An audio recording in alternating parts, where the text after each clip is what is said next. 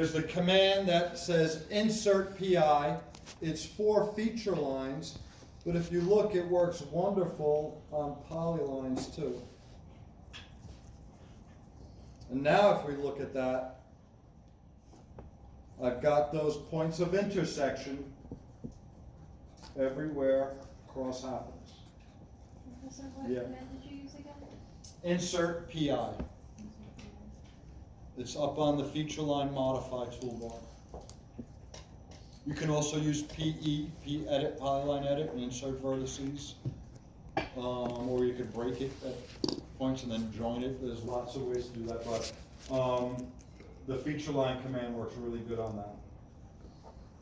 Okay. So now again, these are the lines I'm starting with. I'm going to turn them all red for now, so you can see them. And I'm going to turn my layers back on, minus LA on all, so we see more of the picture, right?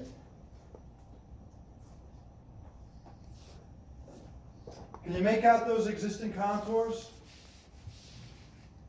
That V in the road? Yeah. Right, can you see it? This bottom of the V, that's the gutter. The top of that over there where it comes back and looks like an M, that's the top of curb. So my polyline is drawn right across there. I also was right on, it should coincide perfectly with that curb line in your ground features, all right? 1, right? This one makes sense. 2, 3. I told you guys I invited you to use a 3D view. Hold shift, hold your middle mouse button, and hang on. Roll your mouse to pan, zoom, and I'm over here. So, wow, what's going on here? The roll at elevation 0, right? And where is this thing?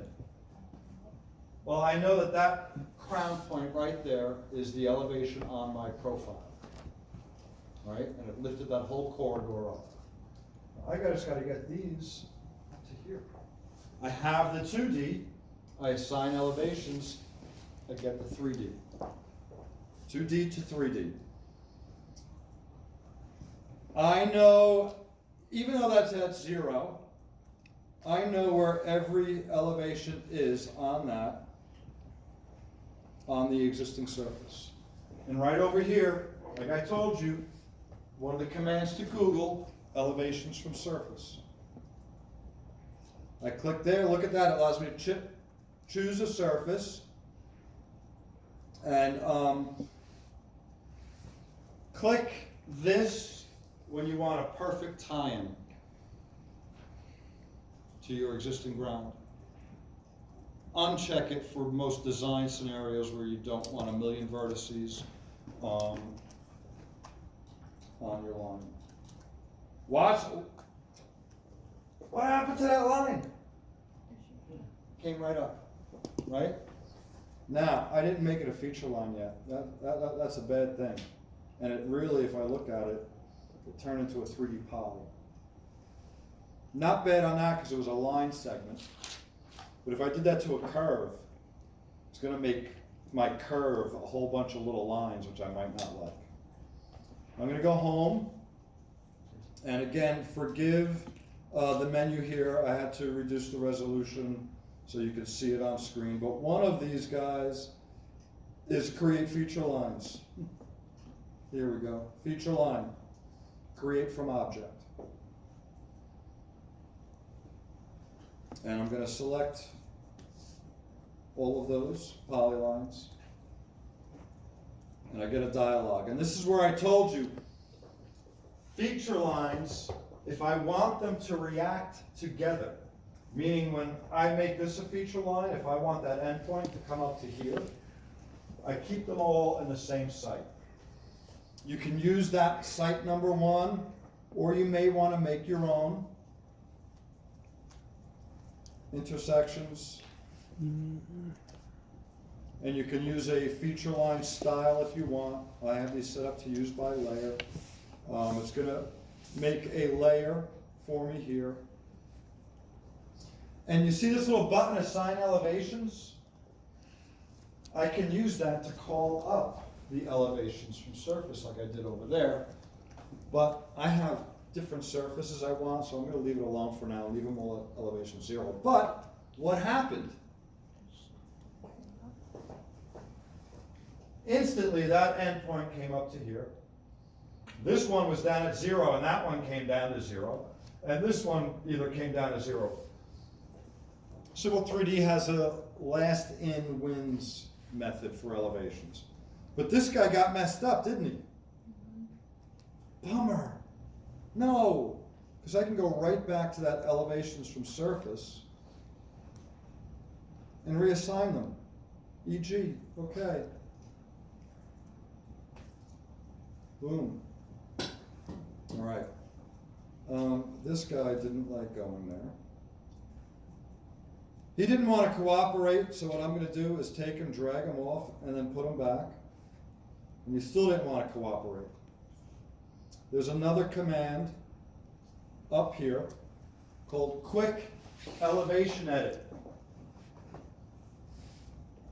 That elevation is wrong. It's at 0. I can see it pushing down to 0. Watch this quick elevation edit. I can click on that point right there. Ooh, elevation 0, but I don't want it to be 0. If you look, I have an option down here to get it from a surface. I can type S, and you can't read it, but it says here select surface. I can hit S again, and here's my list. What surface do I want this elevation from? Existing. The existing, right? It's tying into that gutter for that one endpoint. And it calls up the elevation and it's back. And now,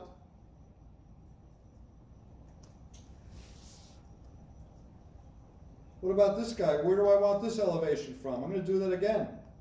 Over here. Then I go surface and select surface. What about this one? Where do I want that from? Not the EG, right? Yeah, one of my roads, all right? And I'm pretty sure it was Gibson Road first. Oh, no. This one, Fender Road. And it gives me the elevation. Hey, look at that. That's one guy right up where he needs to be. I can do the same thing with this. Let's try going this guy. Where's he getting his elevations from? The road, same place I got them from last time. And I'm going to go to the elevations from surface. Hit OK. Bang, that guy's up there. Look at that. Let's zoom it. Look at that. It assigned elevations at all those critical points to that feature line that I need for my design. All right. Now this is what I told you, where you look at this guy and, oh, wait a second. Yeah, right, we got 3 vertices on there. And we knew that vertice, we knew that vertice, but we don't know what this is, do we? Still down at 0. This is where that set feature grade comes in. And before I do that, I'm going to just check this elevation at the endpoint over here. And look at that 0. That should be surface. Select a different surface. I'm going to say yes because I want it to be EG over there. And that came up. And I'm going to check this one over at the endpoint. And that one's up at elevation. All right, so look at that. I've got, can you see the little grips up here too? Right? That's the endpoint and the endpoint. And this one in the middle is still down here at 0. In your feature lines, edit elevations. This is the big one. Set grade slope between points, right? That's the command I told you about. And watch how this works. I click it, and I give it the start point, which is a known elevation, right? It picks it up. You can't see it here, but it says 373.085. All right, and that's my starting point, my starting elevation. I hit enter, and I go around to where I want it to end, which is at the end. Can you see the little green glyphs lighting up? If you don't see the green glyphs, it's not going to work. Just move your cursor back to the start and drag it again. And try it. Now I click here, and it shows me I have options down here. Again, let me see if I can bring that command line up.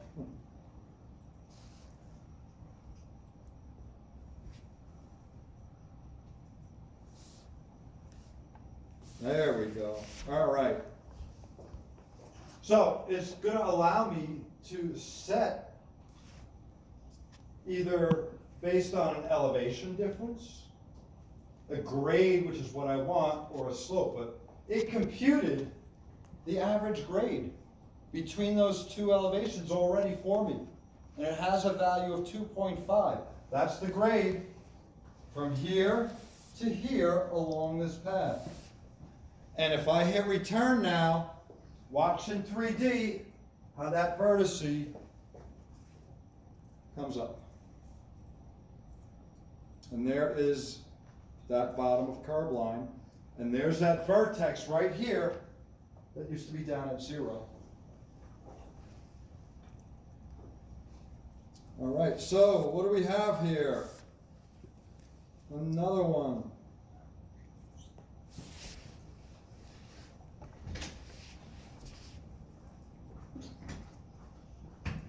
We seem to be going over something here, that's why. Again, the same thing, right? I've got the two endpoints, known elevations, but this guy down here is still stuck at elevation 0. So I've got a straight grade. I'm going to use that same exact command, set feature grade. I did it up here. It's the little triangle icon, if you can't see it too well. Set grade slope between points. We click that, we start here, and we go to the end, and it computed a minus 0.67% slope. And there we go. Look at that. I'm almost done here. Not too bad. What's this line? My daylight. I'll give you a hint. And I'm going to move it off the top of curve just because I don't want to have it interfering.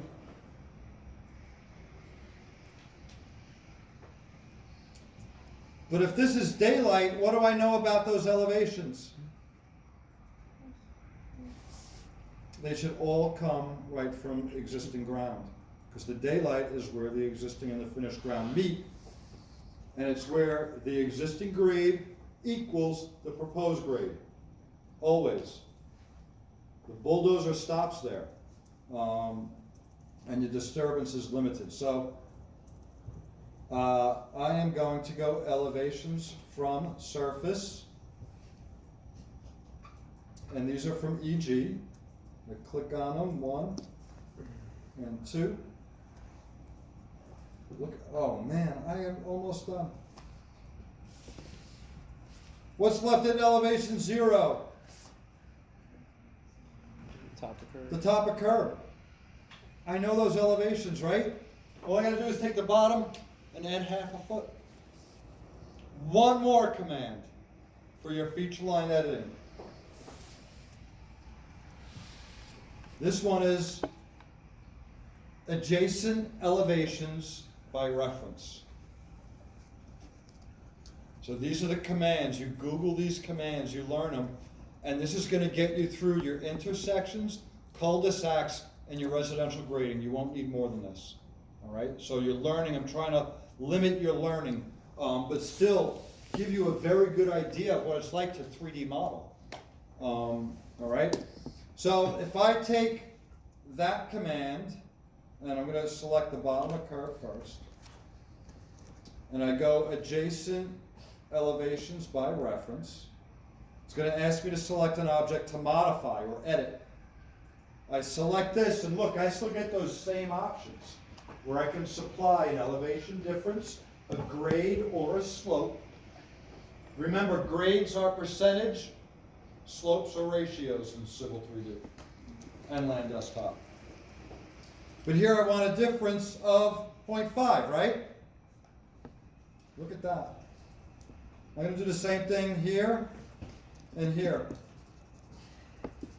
Difference 0.5. Wow.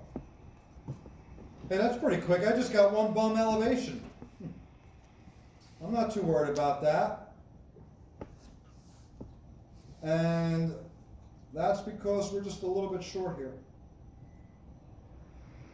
If I drag this down, it couldn't compute an elevation on that. So if I just make this bottom of curve a little bit shorter,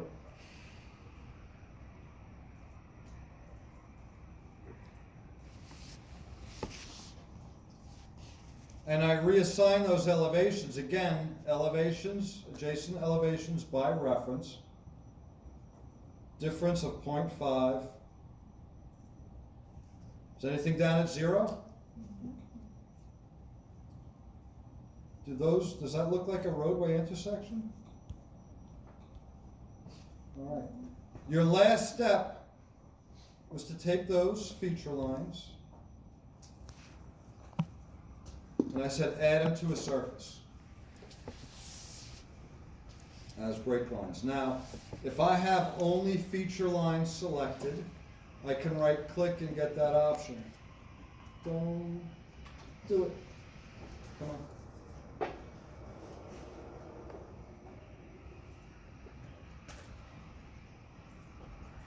All right, that'll bring it back to life. If I right click, look at this, add to surface as break line. I can also go into my tool space, create surface, same thing. I'm going to call this INT1. I'll use some contours on it so you can see it. If you expand the surface definition, all right, we made a surface here called INT1, but it's an empty surface. There's 0 data in it. 0 points, 0 elevations, 0 x, 0 y, nothing in it. To make it a surface, I need to either insert some contours, some break lines, I can add AutoCAD points, 3D faces, lines. I can add Civil 3D points. But here, we're going to define this by break lines. If I right click on break lines, I can add the break lines to the definition. One thing, mid-ordinate distance equals 0.01. Anytime you have a top and bottom of curve with a curve. All right, so just use, to make it simple for yourself, mid-ordinate distance equals 0.01. And it'll prevent your top of curve from over triangulating over your bottom of curve. All right. What we're doing is telling it to add a large number of little segments of lines. Chord that chord pretty tightly.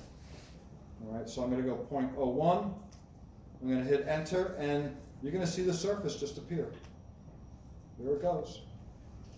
Now, it's going all the way down here, because unfortunately I have a feature line or something down here, or a point, that it is picking up.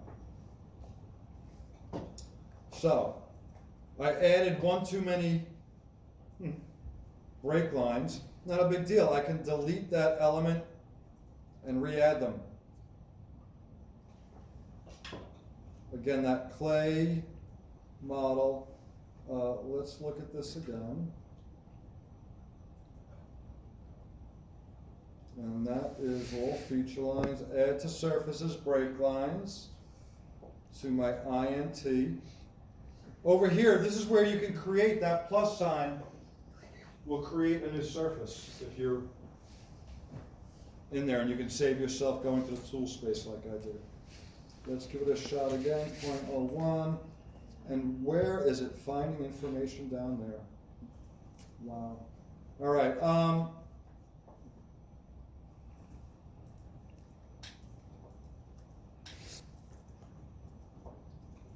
I am not sure. You shouldn't have this issue. If you do, you can always put a boundary on that surface, polyline boundary. Or you can turn on your triangles and find out what's going wrong. That's what I'm going to do. But you should not have. Wow, there's some little point down there. All right, the other way for me to do this is to select that surface, the line. This is what you should have been left with. You'll see in a second.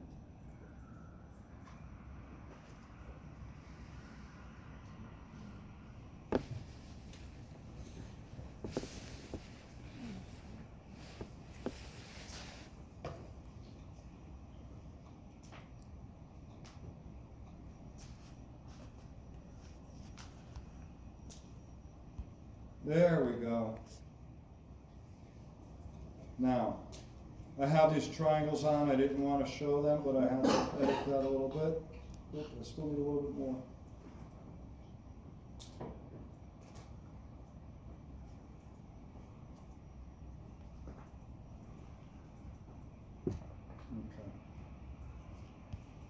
Okay.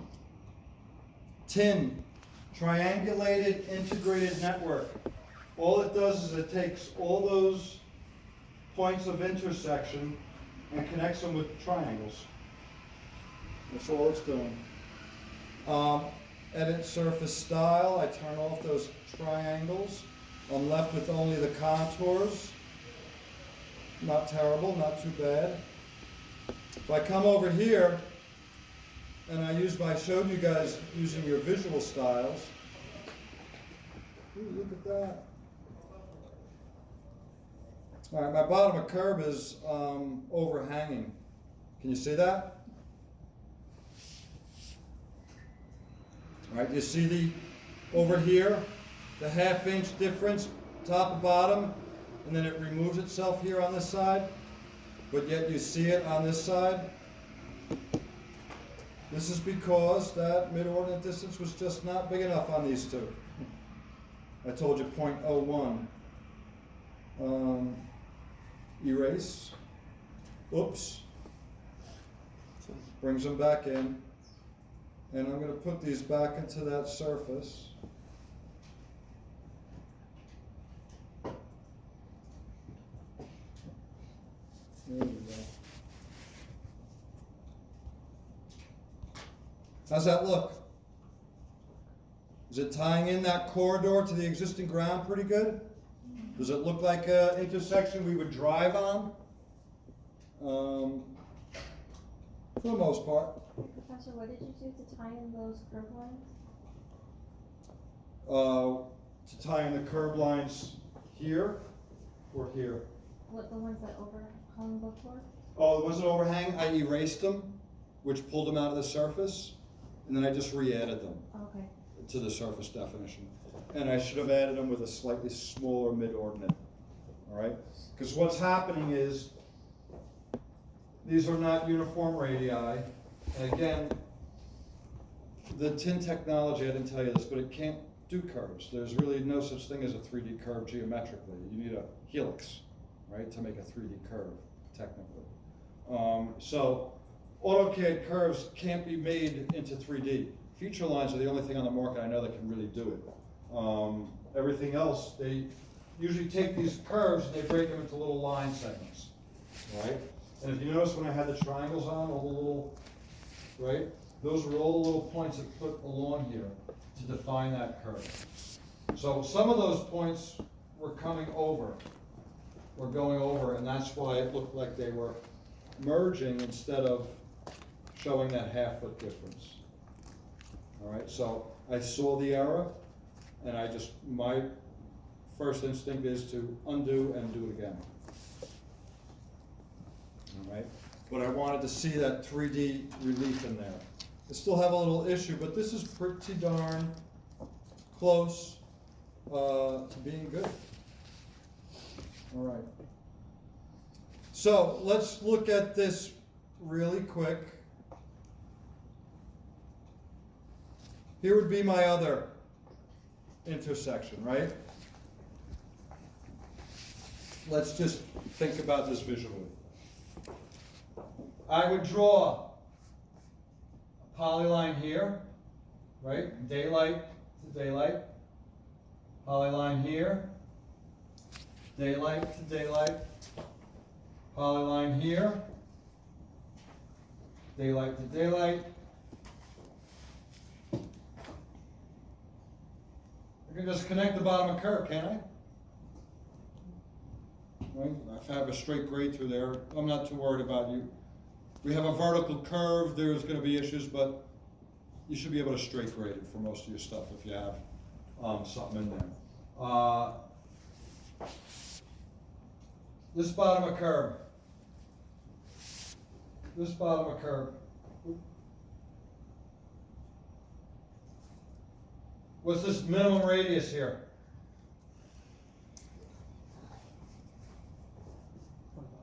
25 feet, right? That's the curve line. I draw a crown. I draw a crown. Approximate daylight. Approximate daylight. Approximate daylight. Is that really essentially the same thing that I did up on the other one? But, you know, I've got two different ties now instead of one, right?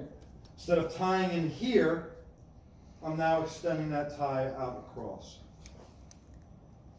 You could also, if you wanted, make a third corridor in here, but just have it be pavement, no curb, no daylight, pavement, curb, and daylight. And you can run that corridor through there to grade this, but this is just as easy too. So again, convert them to feature lines. Or before you convert them to feature lines, actually, insert all your points of intersection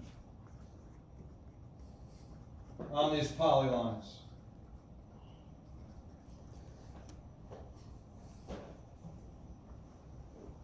And then go back to those steps. Make them feature lines. Elevations from surface. Where do these elevations come from? Hint, hint. That corridor. These ones come from this corridor. These ones come from this corridor. I just need to straight grade. And that's it. Right? Because I know elevation here, I'm done. Elevation here, elevation here. The computer will compute that elevation for me. Elevation here, the computer will compute these two elevations for me. All right. And we'll do more on this, but if you guys come back next week, I know you have your edits to do, but if you guys come back next week, how many have these corridors done? Boy, you guys sitting pretty. All right, very good, very good. This is where, again, you keep up, your life's going to get easier, all right? And if you don't keep up, your life is going to be, every class, I told you to warn you every class, right? About pushing it to the end. But if you did that, you can mess around with this, even just draw the polylines and get it set. Let's talk conceptually about the cul-de-sac. Let me turn my X references back on.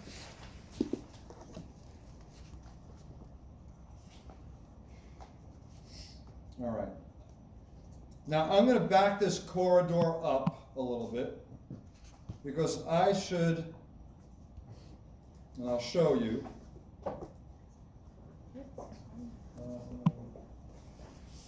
This doesn't help you at all, does it?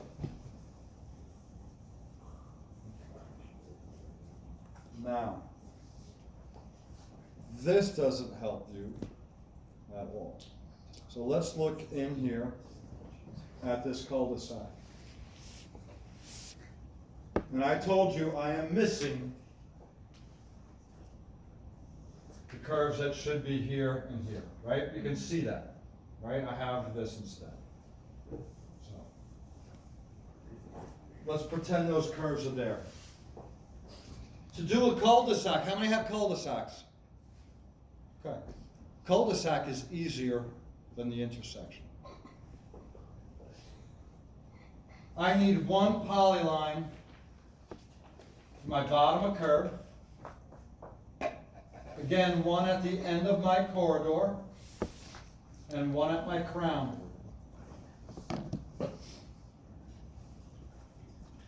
I can again approximate a limit of disturbance.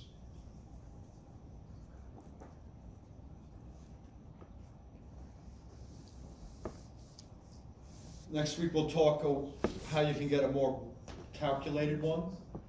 But right now you could just draw a polyline to approximate.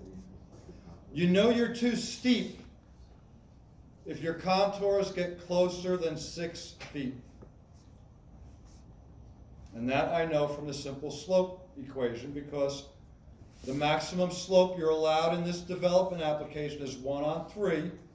If I've got a 2-foot contour interval, my contours need to be a minimum of 6 feet between them horizontally.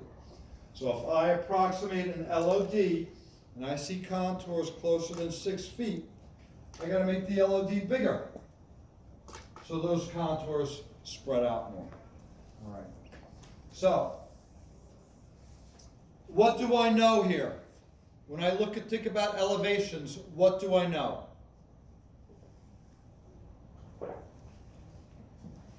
I know those, right? They're the end of the corridor, the end of the design I have.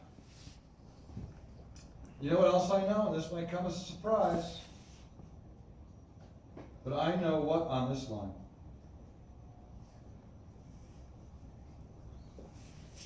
What is the center line? We started with that with our corridor. Finished grade. Right? If I know this elevation, I can go to my profile, read 5.65%. And I can come here, start at that, and go up here 5.65%. That's all it is. This grade is from your profile. And I'm going to say specifically FG profile. You know this elevation at the end point? Oof, I've done that. Put a PI at the middle of your bottom of curve. What did I say this slope was? 5.65%, right? Set your grade, 5.65%. When you set it again around here, it should be minus 5.65%. 6.4, 6.6, depends, right? It's not perfect math, it may round. Did you get that exact midpoint? Is your circle perfectly symmetrical, right? It may be off a little bit, but it should be in that same 5.63 to 7 range. I got bottom of curve, I can offset it a half a foot over, a half a foot up, right? Then I've got my daylight, I'm done. Okay? We'll talk more about this, but this is just generally speaking how this could be done too, all right? With these same feature line tools and things that you should have already drawn if you have that curb line in there. And I did connect this guy wrong, didn't I? Because this should actually be the inside. I did it to the right of way. All right? So, this week, definitely get me your revised work.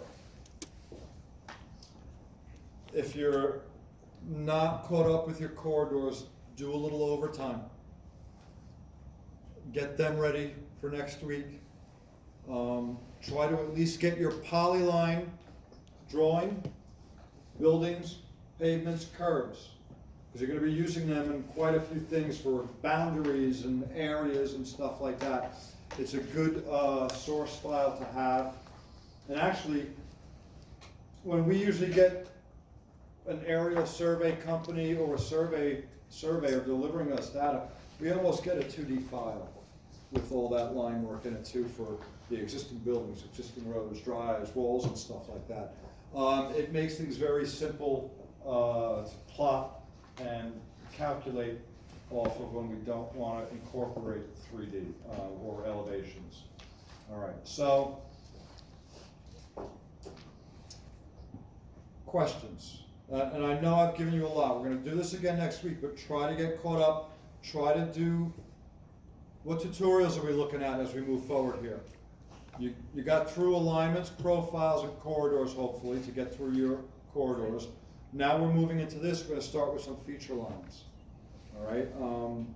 And again, those tutorials, I highly recommend them because they demonstrate a lot of the function and tools that are in the program.